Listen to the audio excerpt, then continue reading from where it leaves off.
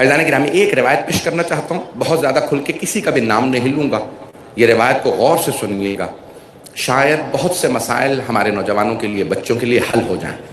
روایت کو بڑے بڑے علماء نے اپنی کتابوں میں درج کیا ہے کہ جب جناب سیدہ سلام اللہ علیہا کا حق چھین لیا گیا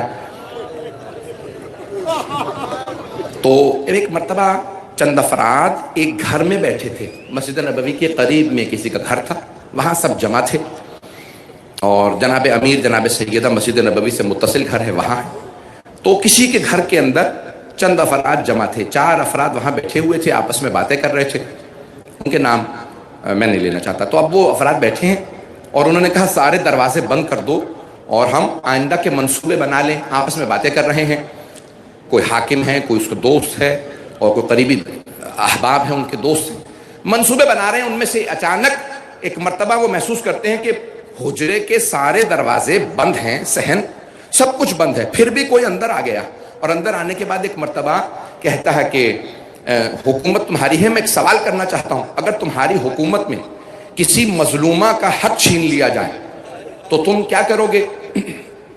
تو کہا میں حق دلواؤں گا۔ کہا کہ اور اگر حق چھیننے والا حق نہ دینا چاہے تو کہا اسے سزا بھی دوں گا۔ کہا اور اگر کسی بھی طرح سے آمادہ نہ ہو تو کہا کہ یہ کیسے ممکن ہے، ہماری حکومت تو ہم کوشش کریں گے۔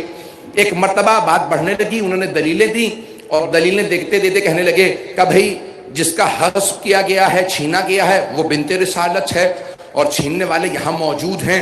انہی سے کہا، ایک مرتبہ جو تھے وہ فوراً غائب ہو گئے۔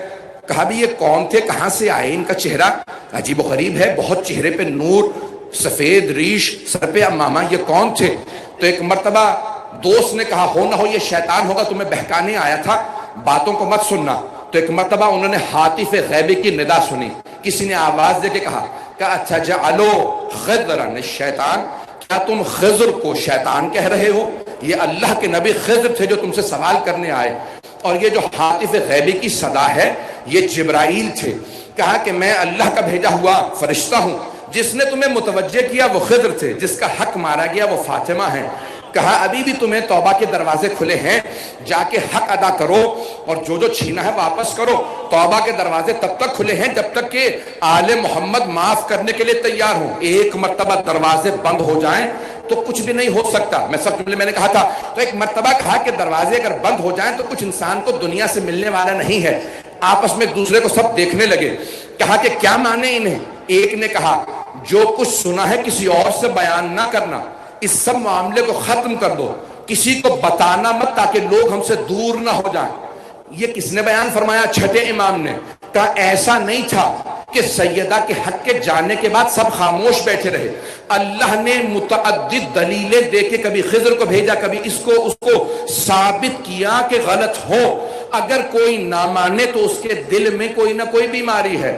ایسا نہیں تھا کہ اللہ بس دیکھتا رہا کہ جو ہو رہا ہے ہونے دوں گا، نہیں، اللہ نے کہا میں نے جن ہستیوں کو اتنا بلند و بالا بنایا، باعظمت بنایا ہے، ان کے حق کو ثابت کرنے کے لیے میں دلیلیں بھیجتا رہوں گا۔ میں آنکھوں میں آنسو دیکھ رہا ہوں، لیکن میں یہ پڑھنا ضروری سمجھتا تھا۔ میں نے شاید بہت سی باتیں کہہ دی ہوں، لیکن میرے بھائیوں، میری بہنوں، میرے بچوں، میرے بزرگوں، یہ بہت ضروری ہے کہ جناب سیدہ سلام اللہ علیہا کا حق دنیا پہ ثابت بھی کیا جائے، اسے بیان بھی کیا جائے۔